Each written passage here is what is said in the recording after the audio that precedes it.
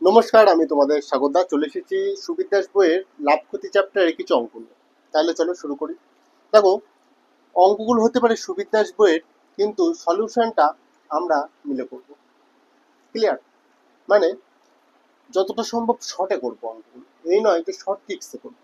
দেখো, অনেকে বলবে যে বেসিক থেকে করো, বেসিক থেকে করো। বেসিক মানে কি? বেসিক মানে এটাই যে বেশি ব্যাখ্যা না করে তার শর্টে একটা জিনিস বলে দিলাম, এটাই হচ্ছে বেসিক। ক্লিয়ার? আচ্ছা, তাহলে প্রথম অঙ্কে চলে আসি। প্রথম অঙ্ক বলছে, এক ভদ্রলোক 800 টাকা একটি রেডিও কিনে তার উপর 400 টাকা খরচ করে। সে রেডিওটি 1500 টাকায় বিক্রি করলে শতকরা কত লাভ হবে? আচ্ছা, একের দাগের অঙ্ক বলছে, একটা লোক, ওই লোকটা 800 টাকায় একটা রেডিও কিনেছে। রেডিও কেনার পর লোকটা কি করেছে? এই রেডিওটার উপর আবার 400 টাকা খরচ করেছে। তাহলে ওর টোটাল খরচ হয়েছে কত? তুমি বলবে 1200 টাকা খরচ হয়েছে।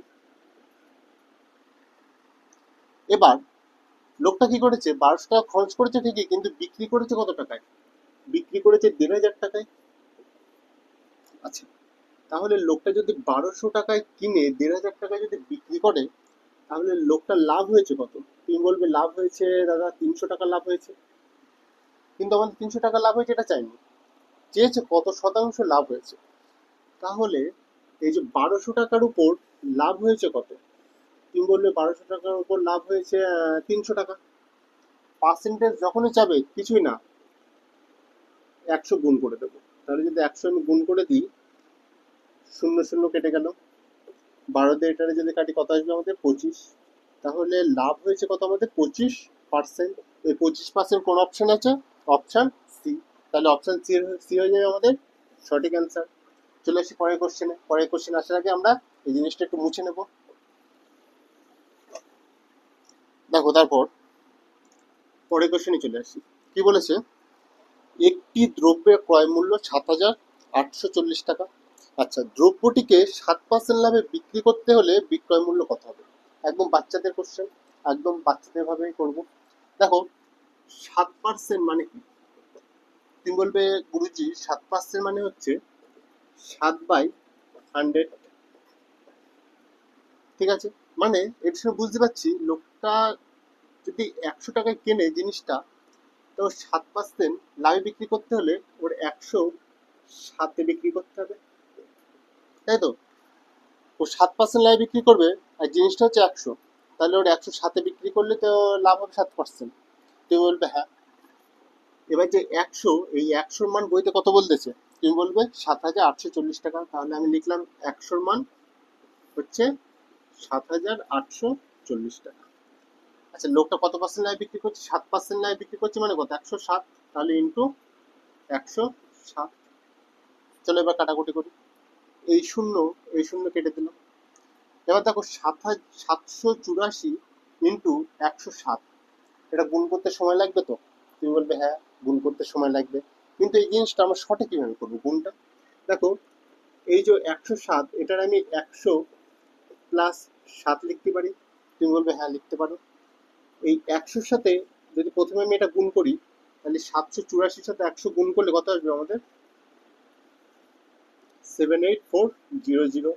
প্লাস সাথে সাথে যদি এটা আমি গুণ করি, 4×7 = 28, হাতে থাকছে 2, 27 56, 57 58, হাতে থাকছে 5, 7 7 49, আর 5 54। এটা যদি গুণ করে যোগ করে দিই, তাহলে 8 8 8, এটা আসবে 3 8। হলো? এবার খেয়াল করো, এখানে কি আছে? 10 আছে তো। তাহলে 10টা যখন আছে, আর আমি যদি 10 দিয়ে এটা ভাগ করে দিই, তাহলে একটার আগে পয়েন্ট চলে আসবে। তুমি বলবে হ্যাঁ, একটার আগে পয়েন্ট আসবে। তাহলে এটা কোন অপশনে আছে? তুমি বলবে অপশন এ। তাহলে সঠিক অ্যান্সার হয়ে যাবে অপশন এ। তাহলে 2 দাগের সঠিক অ্যান্সার অপশন এ। তারপর চলে আসবো পরের কোশ্চেনে। পরের কোশ্চেন আসার আগে আমরা একই রকম ভাবে এই অঙ্কটা মুছে নেব। তারপর পরের কোশ্চেন কি বলছে দেখি। বলছে 270 টাকায় একটি দ্রব্য বিক্রয় করে 12.5% লাভ হলে দ্রব্যটির ক্রয় মূল্য কত টাকা ছিল? ভালো করে বুঝবে। 3-এর দাগে কি বলছে? 270 টাকায় একটি দ্রব্য বিক্রয় করে 12.5% লাভ হয়েছে। আচ্ছা, 12.5% লাভ হয়েছে, এর মানে কি? 12.5 বাই 100। এই পয়েন্ট যদি আমি তুলে দিই নিচে কি বসবে, শূন্য বসবে। আচ্ছা এটাকে আমি কেটে দিই, এটাকে কাটলে আসবে হচ্ছে আমাদের 1/8, তাই তো। এবার কি বলেছে, ওর লাভ হয়েছে বলেছে। দেখো জিনিসটার দাম ছিল অ্যাকচুয়ালি 8, লাভ হয়েছে কত, 1। তার মানে এর সঙ্গে বুঝতে পারছি ও বিক্রি করেছে 9, তাই তো। এবার দেখো এই যে 9, এই 9 এর মান কত বলতেছে আমাদের, কি বলবে, 9 এর মান বলতেছে 270, তাই তো। 9 এর মান বলছে 270। আমাদের চেয়েছে কি, আমাদের চেয়েছে ক্রয় মূল্য, আর আমরা ক্রয় মূল্য কত, 8, তাহলে ইন্টু 8, তাহলে এটা কাটো, 3 9 27, 30-এর সাথে 8 যদি আমি গুণ করে দিই তাহলে কত আসবে, 240। তাহলে 240 কোন অপশন আছে, তুমি বলবে অপশন এ তে আছে, তাহলে সঠিক অ্যান্সার হয়ে যাবে অপশন এ। বুঝে গেল। আচ্ছা এরপর চলে আসবো আমরা পরের কোশ্চেন। পরের কোশ্চেন দাগ নম্বর হচ্ছে 4।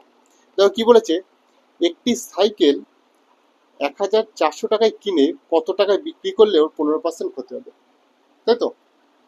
মানে ও 1400 টাকায় কিনেছে, কিনে বলছে কত টাকায় বিক্রি করলে ওর হচ্ছে 15% ক্ষতি হবে। আগের মতন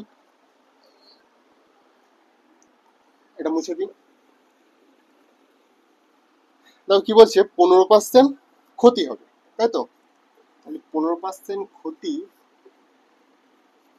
15% মানে কি, 15/100, তাই তো। এই যে 15/100, এটাকে আমি কেটে একটু ছোট করবো। দেখো জিনিসটার দাম ছিল 20, ও 3 টাকা মানে 3 ক্ষতি করেছে। ধরো 20 টাকা দাম ছিল, 3 টাকা ক্ষতি করেছে। তাহলে ও বিক্রি করেছে, বলেছে কত টাকা বিক্রি করলে 15% ক্ষতি হবে। তাহলে ও নিশ্চয়ই বিক্রি করেছে 17, তাই তো। ও 20 টাকা দাম ছিল, 3 টাকা খরচ বিক্রি করেছে, মানে কত, 17 বিক্রি করেছে। তাহলে এই যে 20, এই 20-র মান বইতে আমাদের কত বলতেছে, 1400। আমাদের চেয়েছে কি, 15% ক্ষতিতে বিক্রি করবে, 15% ক্ষতিতে বিক্রি করতে গেলে 17 বিক্রি করতে হবে। তাহলে 17 লিখলাম, 0 0 কাটলাম, এটা আসবে 70। তাহলে কত আসলো গুণ করে, 70 আর 17, 7 7 49, হাতে থাকছে 4, 7 1 4, তাহলে আসলে হচ্ছে 1190। সঠিক অ্যান্সার হয়ে যাবে 1190। কোন অপশনে রয়েছে, অপশন সি তে আছে, তাই তো। তারপর পরের কোশ্চেন আসবো। পরের কোশ্চেন কি বলছে, আচ্ছা এই জিনিসটা নিশ্চয়ই বোঝা গেছে তোমাদের। পরের কোশ্চেনে চলে আসো। দেখো পরের কোশ্চেন বলছে, একটি বই 280 টাকায় বিক্রয় করে 20% ক্ষতি হলে বইটির ক্রয় মূল্য কত। একদম সিম্পল জিনিস, 5-এর দাগ। বলছে 20% ক্ষতি হয়েছে, 20% ক্ষতি মানে কি, 20/100। এটাকে যদি আমি কাটাকুটি করি তাহলে আসবে হচ্ছে 1/5, এই তো। দেখো বলেছে 280 টাকা বিক্রি করেও 20% ক্ষতি হয়েছে।